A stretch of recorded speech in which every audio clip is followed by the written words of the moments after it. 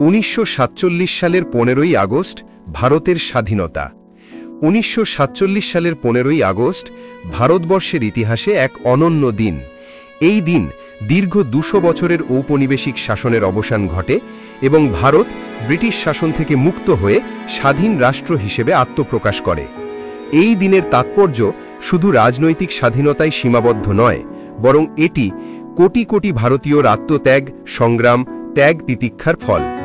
নিচে এই দিনের পটভূমি, ঘটনা, তাৎপর্য এবং পরিণতি বিস্তারিতভাবে আলোচনা করা হল। স্বাধীনতার পটভূমি। ভারতে ইংরেজ শাসন শুরু হয়েছিল 1757 সালের প্লাসির যুদ্ধের পর থেকে।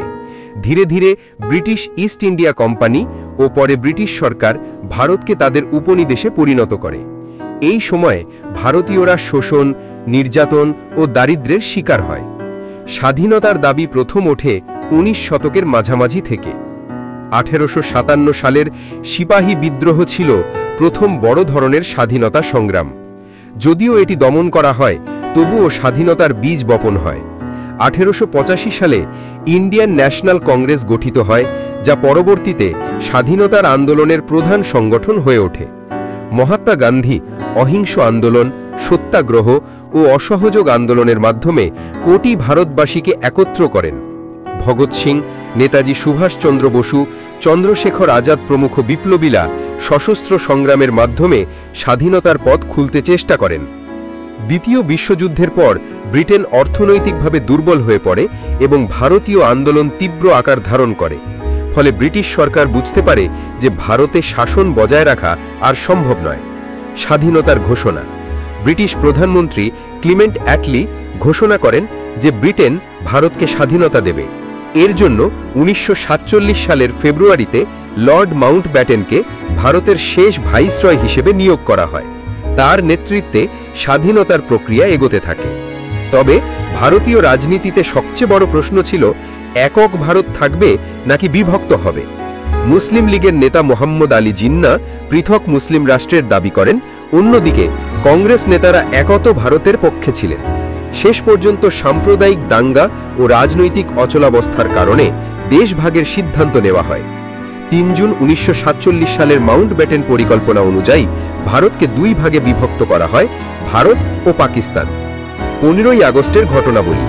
14ই আগস্ট 1947 পাকিস্তান নামে নতুন রাষ্ট্রের জন্ম হয় এবং মোহাম্মদ আলী জিন্না গভর্নর জেনারেল হন। 15ই আগস্ট 1947 ভারত স্বাধীনতা লাভ করে।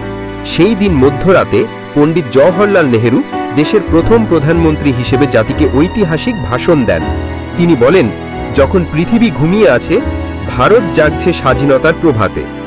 ভারতের জাতীয় পতাকা উত্তোলন করা হয়। দিল্লির লালকেল্লায় স্বাধীন ভারতের প্রতীক হিসেবে তিরঙ্গা উড়ে ওঠে।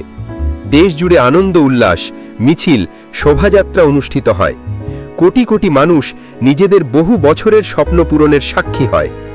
দেশভাগের বেদনাদায়ক দিক। যদিও স্বাধীনতা ছিল একটি আনন্দের উপলক্ষ, কিন্তু এর সঙ্গে জড়িয়েছিল গভীর বেদনা। ভারত ও পাকিস্তান বিভাজনের ফলে ইতিহাসের সবচেয়ে বড় শরণার্থী সংকট তৈরি হয়। প্রায় 1 কোটি মানুষ সীমান্ত পেরিয়ে স্থানান্তরিত হয়। সাম্প্রদায়িক দাঙ্গায় কয়েক লক্ষ মানুষ নিহত হন। লক্ষ লক্ষ নারী নির্যাতনের শিকার হন এবং পরিবার থেকে বিচ্ছিন্ন হয়ে পড়েন। এই দিক থেকে স্বাধীনতার দিন আনন্দের পাশাপাশি শোকের দিনও বটে। স্বাধীনতার গুরুত্ব ও তাৎপর্য। 1. রাজনৈতিক স্বাধীনতা। ভারত আর বিদেশি শাসনের অধীন নয়, নিজেদের সরকার ও সংবিধান তৈরি করার সুযোগ লাভ করে। 2. গণতান্ত্রিক রাষ্ট্র। ভারত গণতান্ত্রিক কাঠামোর দিকে এগোতে শুরু করে। 3. সামাজিক পরিবর্তন। স্বাধীনতার পর সাম্প্রদায়িক সম্প্রীতি, দারিদ্র্য বিমোচন ও শিক্ষা বিস্তারের দিকে গুরুত্ব দেওয়া হয়। 4. আন্তর্জাতিক মর্যাদা।